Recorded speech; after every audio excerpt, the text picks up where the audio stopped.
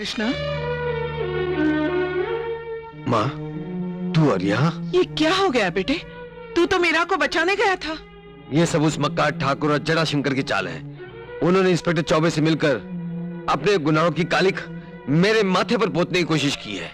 तू फिक्र न कर बेटा, मैं जमीन आसमान एक कर दूंगी तुझे बेकसूर साबित करने के लिए। अच्छे से अच्छा वकील करूंगी और आज ही अर्जुन को तार देकर बुलवा लेती हूँ। नहीं माँ, तुम्हें मेरी कसम, ऐसा हरगिज मत करना। ये उसकी पढ़ाई का आखिरी साल है। कहीं कोई रुकावट आ गई तो इतने बरसों की मेहनत पर पानी फिर जाएगा। और फिर ये हमेशा थोड़ी रहने वाला है।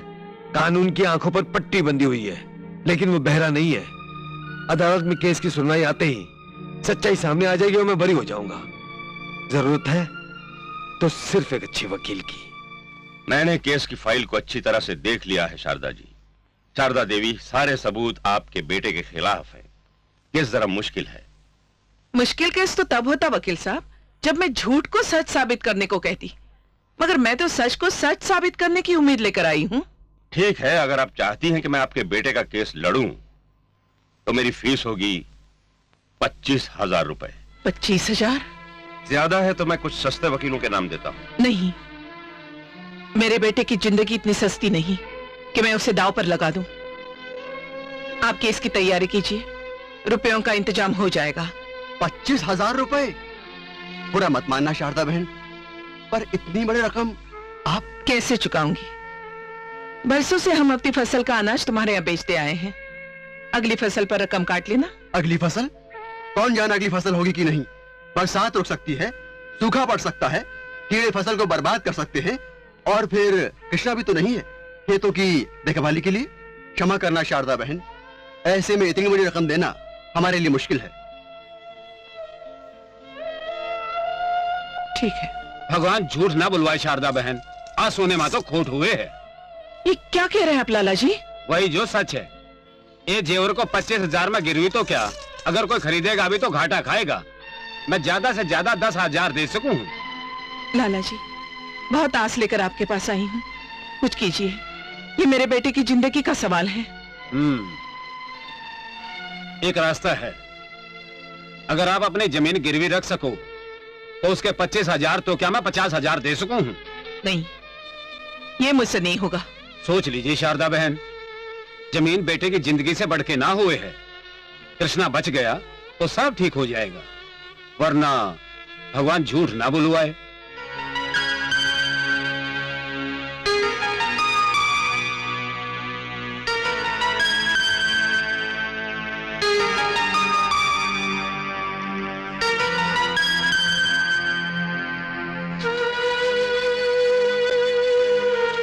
लाला जी ने ठीक कहा शारदा, चिंता की क्या बात है। तुम जमीन गिरवी रख रही हो, बेच थोड़ी रही हो। कृष्णा छूट गया तो अगली फसल पर कर्ज की रकम चुकाकर अपनी जमीन छुड़ा लेना। अगर उससे कुछ हो गया तो ये जमीन किस काम की? उसकी जिंदगी बर्बाद करके खुद को माफ कर सकोगी तुम? नहीं, कभी नहीं। हाँ, ये लीजिए 25,000 रुपए और खुशी खुशी जाकर अपने बेटे को बचा लीजिए। बहुत बहुत धन्यवाद लाला जी।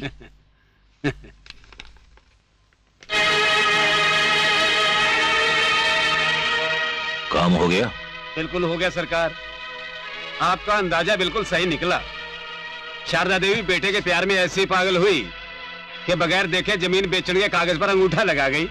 शाबाश, ये लो अपनी चालबाजी की कीमत। उठाओ कलम और जमीन के कागजात हमारे हवाले कर दो। बेचारी शारदा देवी, जमीन तो हाथ से गई, अब बेटा भी अदालत से बच नहीं पाएगा।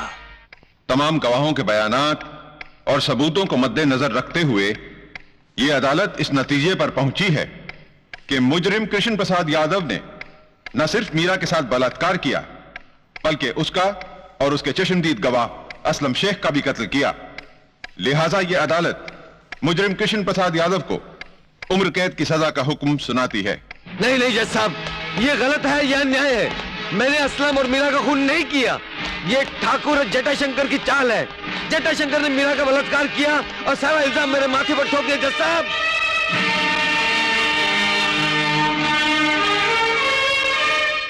मुबारक हो जटाशंकर जी, आप फांसी के फंदे से बच गए।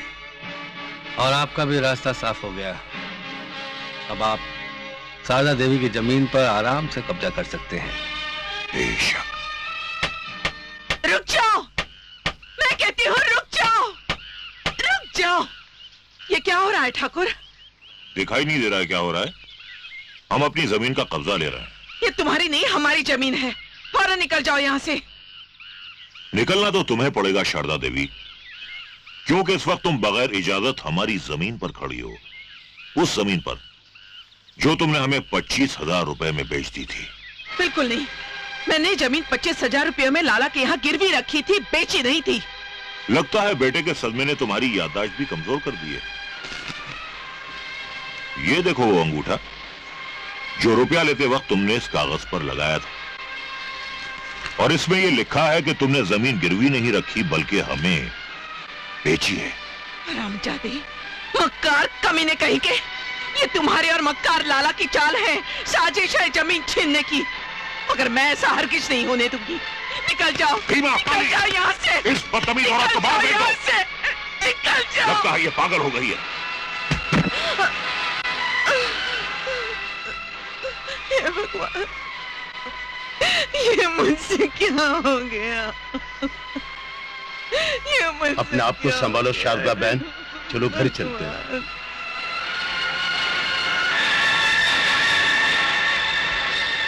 संभल के वहां ले चलो। जी। बैठाओ इन्हें। हाँ एक गिलास पानी लेके आ रिया। जी, लेकर आता हूँ।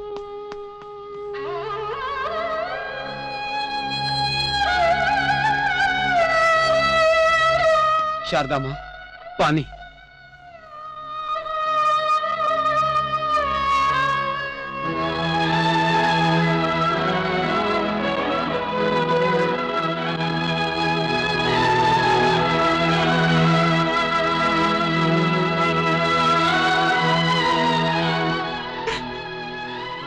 कृष्ण,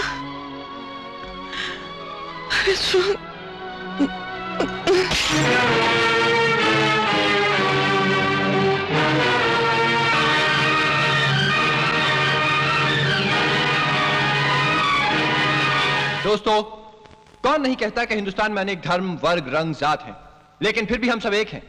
हमारा ये कॉलेज खुद हिंदुस्तान की एक छवि है। यहाँ अनेक जात, धर्म, वर्ग, भाषा के स्टूडेंट्स आते हैं और हिंदुस्तान के भविष्य की तस्वीर में रंग जमाते हैं।